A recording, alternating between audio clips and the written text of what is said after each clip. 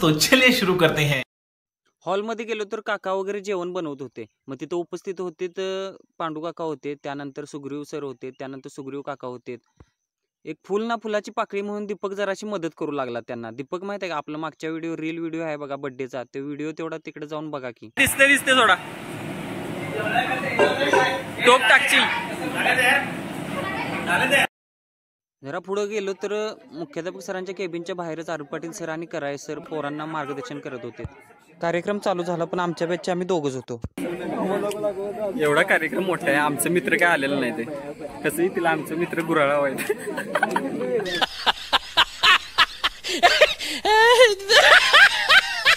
कार्यक्रम चालू झाला. मुलींनी गीत म्हणून कार्यक्रमाची सुरुवात केली.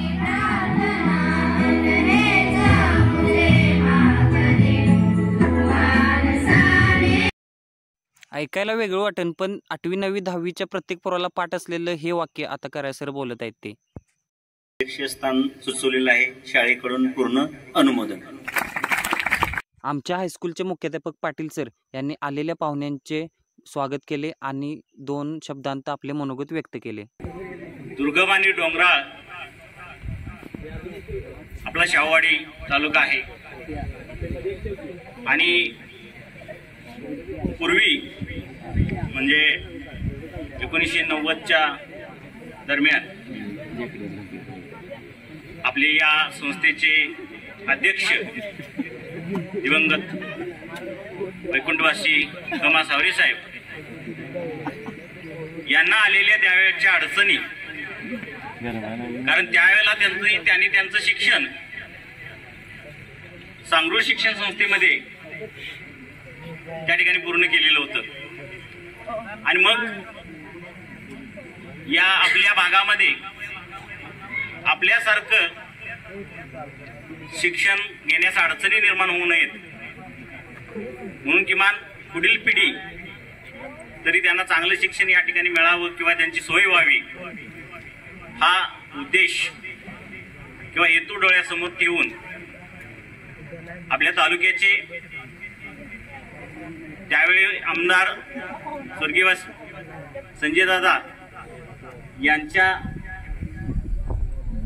प्रेरणेतून किंवा त्यांच्या आशीर्वादातून या ठिकाणी आपल्या शाळेला संजय दादांचे मित्र माननीय नारायण राणे साहेब त्यावेळेला मुख्यमंत्री होते, त्यावेळेला त्या ठिकाणी त्याने आपल्या हायस्कूलला मान्यता दिली.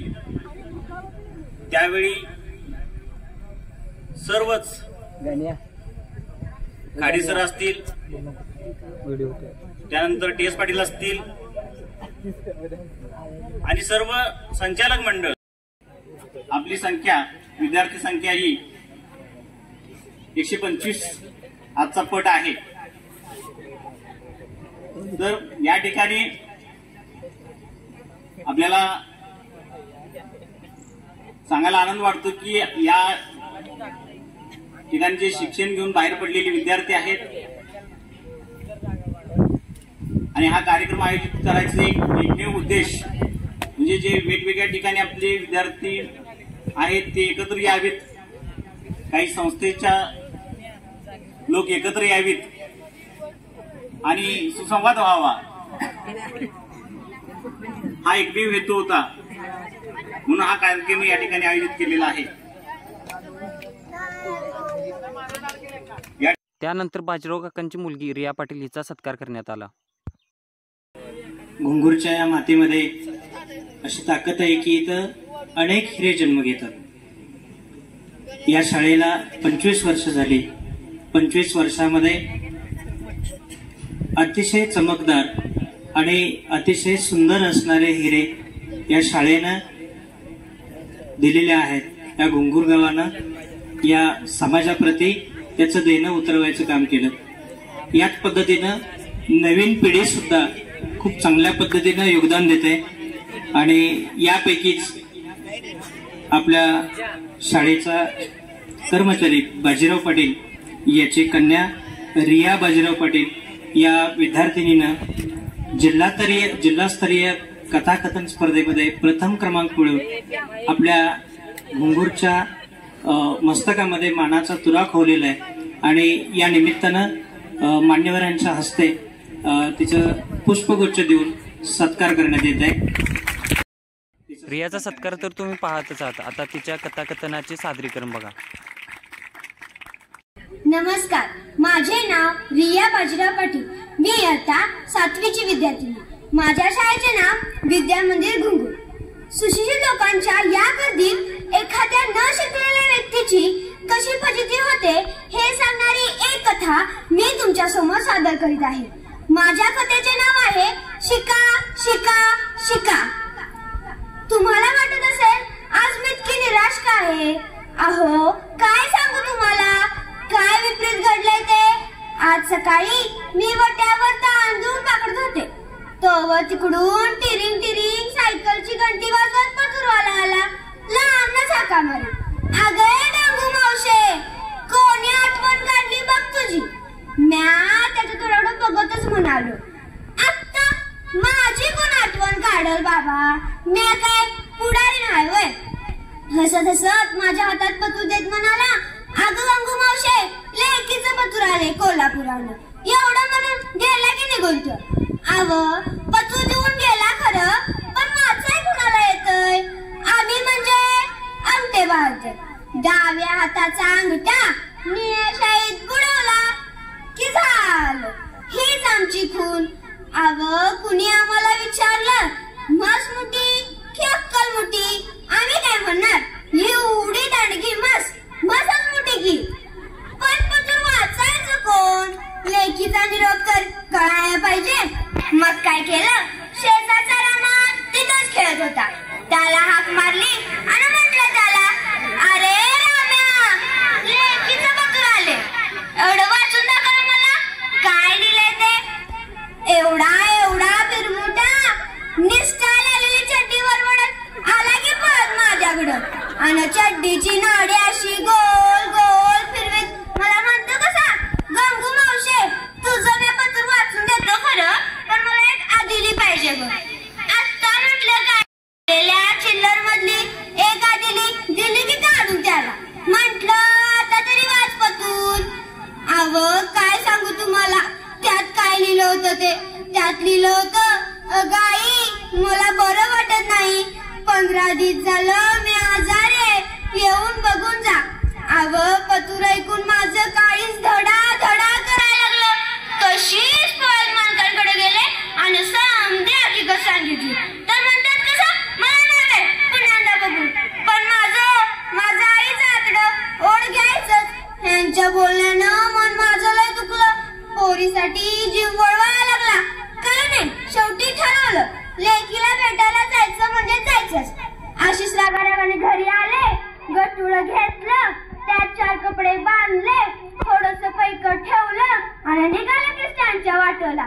स्टँड वर गेलेली बघती तर बया बया बया माणसांचा लोंडाच लोंडा. एसटी यायची, त्यातून एक माणूस खाली उतरायचा, माणसं चढायची. उतरलेल्या माणसाने घंटी टन टन वाजवली, एसटी भर दिशी निघून जायची. मला काय सुचना, काय करावं, कोणत्या एसटीत बसावं, ये किती झाली काय बी कळना. तवर कोपऱ्यात एक चांगला सूट बूट घातलेला साईबाबानी माणूस दिसला. त्याच्याकडे गेले आणि त्याच्या हातात घड्याळ बघून त्याला विचारलं, किती वाजलं रे बाबा. तर मुडदा घड्याळात बघत म्हणतो कसा, घड्याळ बंद पडले पैसे. मग मी आपण म्हणलं, मग काय नुसतं शोला घातलंस रे. तवर तिकडून दुसरी एसटी येताना दिसली. तो बघून तो बाबा मला म्हणाला, बाईसाहेब कोठे जाणार आहात तुम्ही. मी आधी लगेच सांगून टाकलं, अव कोल्हापूरला जायचं आहे मला, माझी लेख दिल्या ना तिथं, पण मला वाचा येत नाही, म्हणून काय करू, कोणत्या एसटीत बसू काय बी कळणार बघ मला. तर म्हणतो कसा, कोल्हापूरला वे, आत्ता लिहिली एसटी जात्या नवर, जावा जा बसा जावा. मी निघाले. तर म्हणतो कसा, नाहीतर बाईसाहेब असं करा, एसटीत लय गर्दी आहे, तुमचं गटुळं द्या माझ्याकडं, मी घेऊन येतो. तवर तुम्ही एसटीत जाऊन जागा धरा. मी बी खुळी दिलं की गटुळं त्याच्याकडं आणि गेले की एसटीत बसायला. एसटीत जाऊन बसले आणि बघायला लागले त्या बाबाची वाट. आत्ता येईल मग येईल, आत्ता येईल मग येईल. समधी गाडी भरत आली तरी या बाबाचा त्याने तवर बाहेर दंगा उठला. चोर चोर धरा धरा, चोर चोर धरा धरा म्हणून खिडकीतून वाकून बघितलं तर माझं कपाळ फुटलं. माझंच गठुडं उघडं पडलं होतं की. जाऊन तिथं बघितलं तर समजा उलट पालत केलं होतं. अव तो बाबा चोर निघाला की हो, माझं समजा पैक चोरून नेलं. बघितलं का तुम्ही सगळ्यांनी, माझ्या न शिकण्यामुळे माझी केवढी फजिती झाली. माझं पैक पण गेलं आणि माझ्या लेकीला भेटाय पण मिळालं नाही हो. म्हणून म्हणत्या माझ्यासारखं अडाणी राहून स्वतःची फसवणूक करून घेऊ नका. शिका शिकवा शिकू द्या, शिका शिकवा शिकू द्या. धन्यवाद. भावानं मगाशी दीप प्रज्वलन झाले आणि आता बक्षीस वितरणाचा कार्यक्रम आहे आणि आमचा आता गेट टुगेदर आहे ते 11 ते 2च्या दरम्यान होणार आहे, असा विषय आहे. तुम्ही बघू शकता आता की छोट्या छोट्या पोरांनी मोठ्या मोठ्या खेळामध्ये पारितोषिक वगैरे मिळवले. ते सगळ्यांच्या आवडीचा आणि सगळ्यांचं लक्ष वेधून राहिलेला अशा पद्धतीचा हा जो समारंभ आहे, त्यामध्ये विविध स्पर्धेतील विजेते खेळाडू या ठिकाणी आपल्या सर्वांचे आचारस्थान माननीय करणसिंग गायकवाड यांनी करावं अशी मी त्यांना विनंती होते. सर्व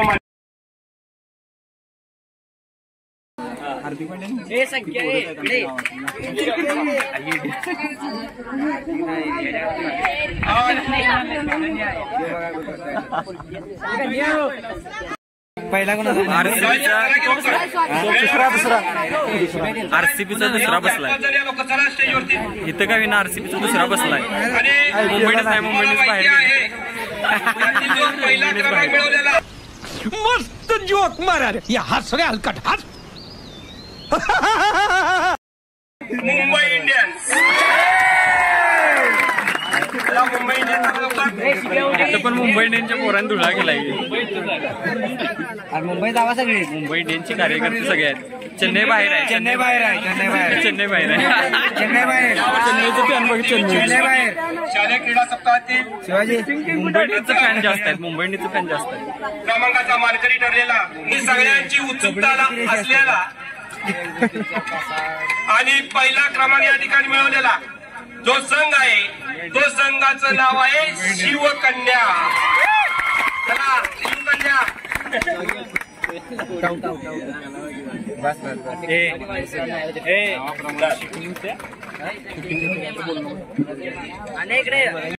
जी लोक आले नाहीत का नाही, तुम्ही यायला पाहिजे होतं. काय काय नियोजन टाकून का पण यायला पाहिजे होतं. या पब्लिक बघा आता बक्षीस वितरण समारंभानंतर बाकीचे अजून 250 प्रमाणपत्र शिल्लक आहेत. काय आपण एक प्राथमिक स्वरूपाचा या ठिकाणी हा कार्यक्रम झालेला आहे. तर भावानो, हा एपिसोड पहिला आहे आणि हा एपिसोड 2 हा ज्या ज्या लोकांनी आपलं मनोगत व्यक्त केले त्यांच्यासाठी त्यांचं जे मनोगत वगैरे आहे ते सगळं त्यात दाखवण्यात येणार आहे. आणि या व्हिडिओला तुम्ही लाईक करा, शेअर करा आणि कमेंट करा आणि जास्तीत जास्त लोकांपर्यंत शेअर होऊ दे हा व्हिडिओ, कारण शाळेची आठवण तर प्रत्येकाला येतेच.